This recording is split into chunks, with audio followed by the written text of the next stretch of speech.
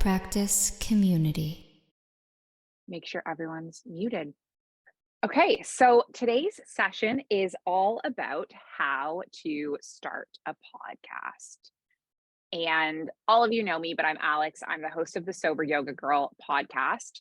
I actually hosted another podcast before this one. It was called Chaturangas. I was co-hosting it with my friend Yasmin, who was part of the Mindful Life practice. It was really fun, but we really had no idea what we were doing. We had no goal, we had no vision, we had no plan. I don't even think we had a schedule of when we posted episodes, and we didn't have podcast artwork, but it was really fun because it kind of dipped my toes into podcasting and got me the confidence of speaking on microphone and speaking on air and kind of sharing my story. And that was really the beginning journey of then what led me to Sober Yoga Girl. So we ran Chaturangas, I think, from like May until maybe December of 2020. And then it was in January 2021 when I started the Sober Yoga Girl podcast. And the reason why I started this podcast, I mean, it was one of my dreams for a long time, but I actually started it because one of my friends, someone I worked with in Abu Dhabi, said to me, "Have you ever thought of like starting a podcast talking about mental health?" And I was like, "No, I've thought about that, but I I don't know, I haven't really moved forward with it." And she put me in touch with this amazing podcast producer who I actually worked with for the whole first year of running the podcast. He was amazing. Naomi and Yasser are pretty much doing all the podcast work together on our own, but I had a podcast producer in the Philippines who really helped me kind of get set up and get this all started. And so now I'm how far am I? A year and a half, probably almost 2 years into running my podcast. And we have almost reached 80,000 downloads, which is really cool. I'm aiming for 100,000 by the end of this year. And it has been an amazing tool for connecting me to people. And a lot of people who come into the Mindful Life practice have come through the podcast. So they'll say they're listening to the podcast. And it's really cool. So today I want to share with you a little bit about podcasting, why it's valuable, some of the things that I've learned along the way, and then we can ask any questions.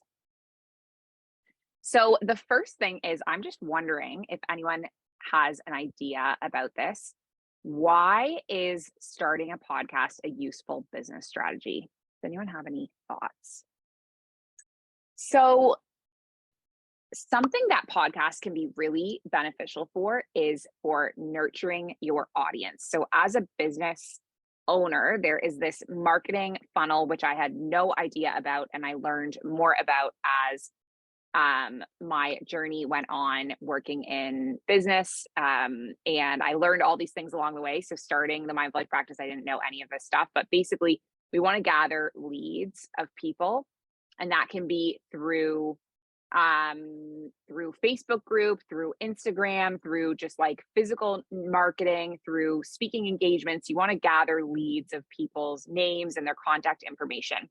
And then you want to engage with them. And that's where podcasts can really come in handy, because you want to engage with people, connect with them, nurture them, and then eventually convert them into your customer or your client. And so for a business owner, podcasts can be super useful because they can help with that engagement and nurturing. It's not going to be some people might find you purely just by searching for your podcast. But it can really help if you have those leads already that you're exposing the podcast to help you increase your downloads. So it's really beneficial as like a nurturing tool, basically, for customers.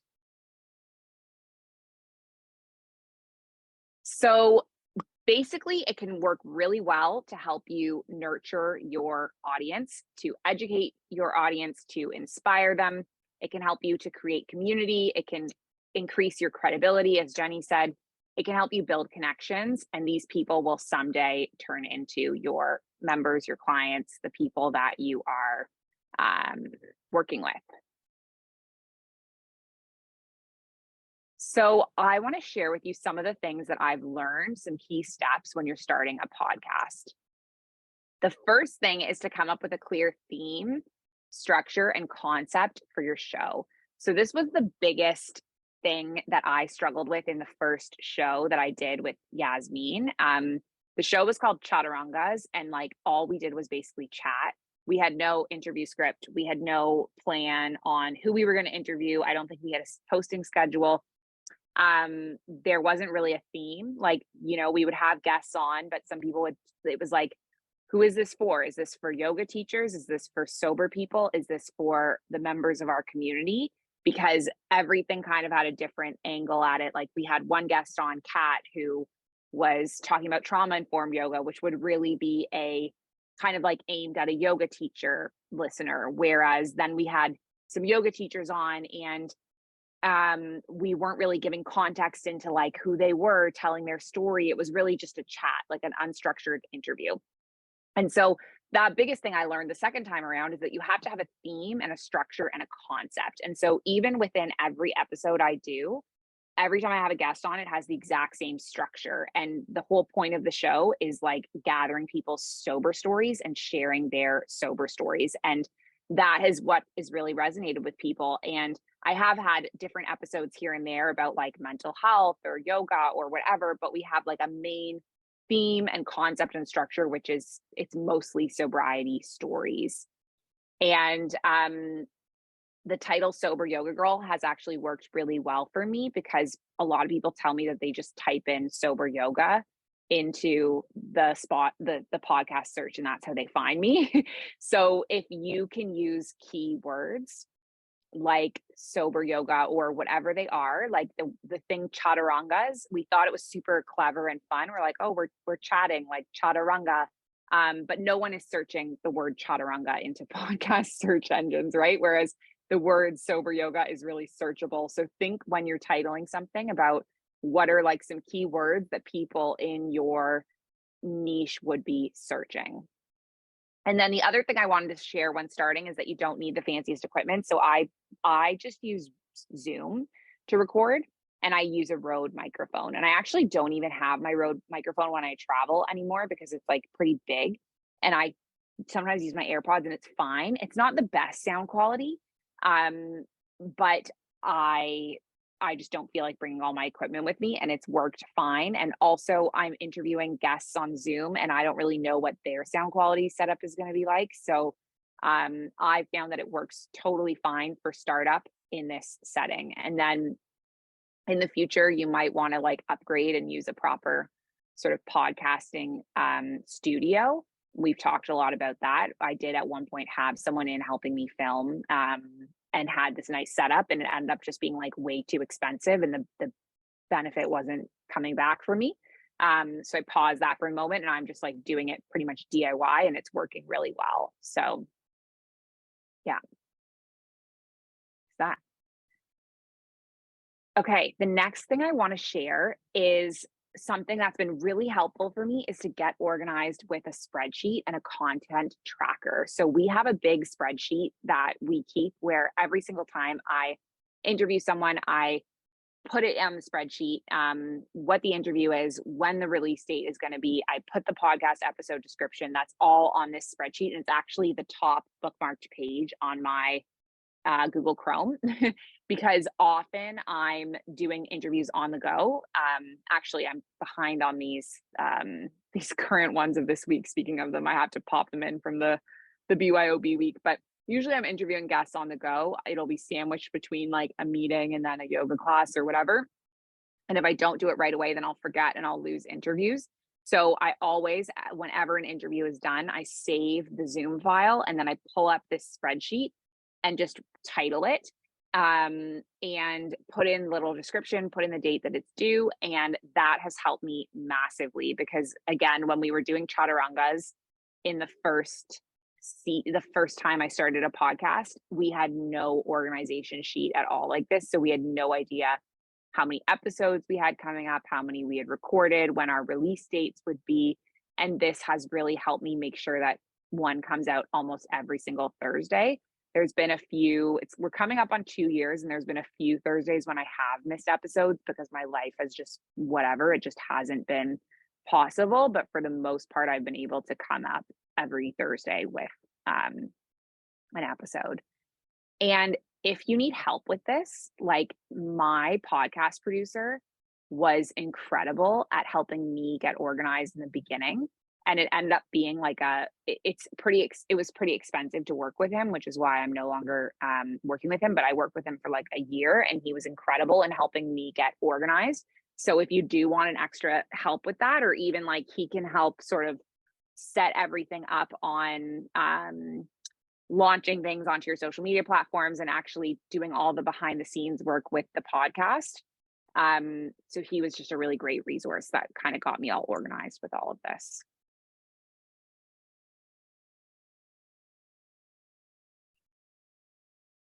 Okay, the next thing I wanted to share, this is something I also learned from my podcast producer, was the value in having a campaign or a buzz around launching your podcast. Okay, so when we launched Chaturangas, we literally just one day we were like, we have a podcast, it's called Chaturangas, and we like posted it. That was it. There was no awareness that the podcast was actually coming out. And so what John suggested with me, my podcast producer, was these ideas to get some buzz around it, to get a campaign going so people know it's coming.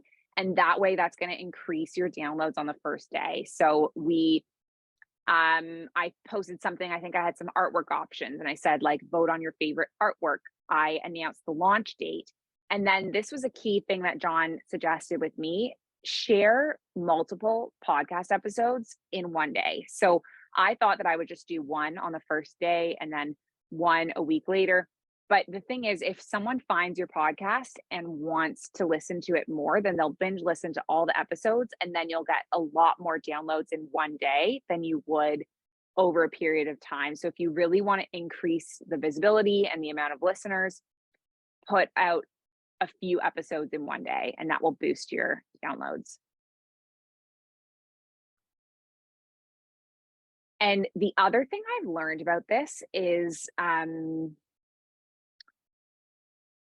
oh yes, okay. So one of my goals on my vision board was to get on the new and noteworthy iTunes podcast list, which I did get on, but not through a ton of I did a ton of research into like, how do I get onto new and noteworthy basically. And it has to be within like your first 8 weeks of launching the show, that you have to have a whole bunch of people listening and also writing reviews. So I ran a competition where I said, if you do a review of my podcast, then I'll put you in this competition to win like a yoga teacher training or whatever. And that kind of worked, but not massively. And we were coming up on the 8 weeks, and I was like, I need to get enough podcast reviews so that I can get on the new and no list. So I started personally. So me and Yasser started personally messaging literally everyone we knew on Instagram and Facebook, just being like, can you do a quick podcast review for us? And I think we got like 80 podcast reviews within like a week or two. We messaged way more than 80 people, by the way. We probably messaged hundreds. So it was maybe like one out of 10 people actually did a review. But in the end, we got enough reviews that we were able to get on new and noteworthy. And that's a really important thing, is having those podcast reviews, because it boosts your credibility, because it shows that people are actually listening. So when I look at my Apple, podcast reviews, I know, like, I'm like, oh, there's Sarah, who I worked with in Kuwait. Like, that's my friend Megan, like I know that many of them are my friends and family, but the people who see that don't know that. And then you start, because there's so many reviews, you start getting some natural reviews too. Like someone recently put a review after an episode I posted, just saying it was so that they liked that episode in particular. And so that really helps with kind of the buzz around your show.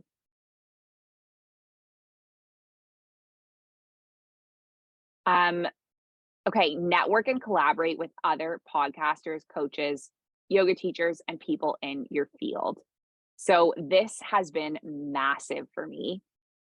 Not only for like, I honestly find that it is not only for widening my audience, but also just for widening my network, my network of professionals in this industry. And I honestly, sometimes I don't even reach out to people because I think it will make a great episode or I'll reach their audience or whatever. It's really because I just want to build a relationship with someone and connect with someone. And this is a really amazing way to get to know and have one-on-one time with someone that you admire or look up to and kind of pick their brain about whatever they're an expert in.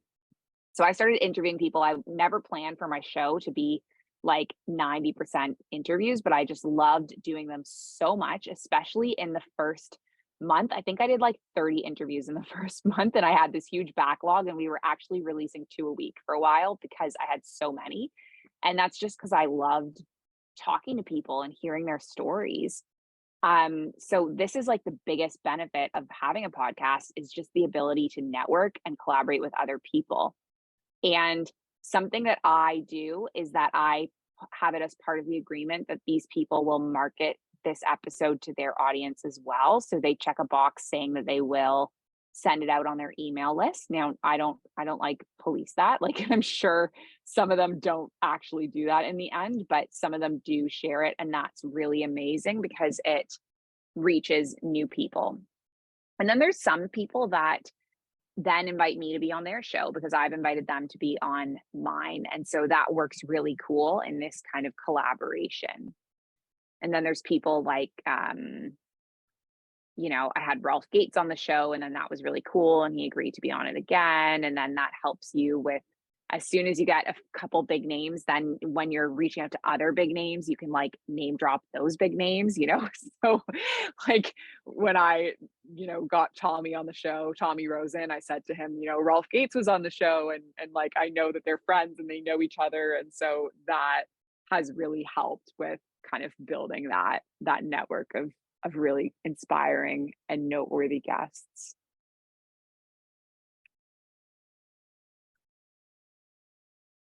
And my last tip is to have fun.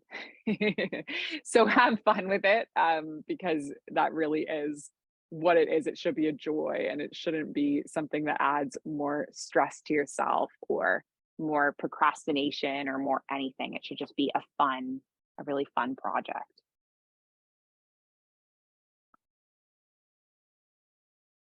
Okay, so those are my 5 tips. And I do want to share that I'm going to be going more into detail on how to start a podcast. And that's going to be something that I support my groups in my entrepreneur program, which is starting next week. It's a 6-month small group program. And I'm really excited about it. It's the second time I'm going to be running this. I ran the first one last year. And it's going to be all about discovering your purpose and creating your business and giving you the tools and the techniques to implement it.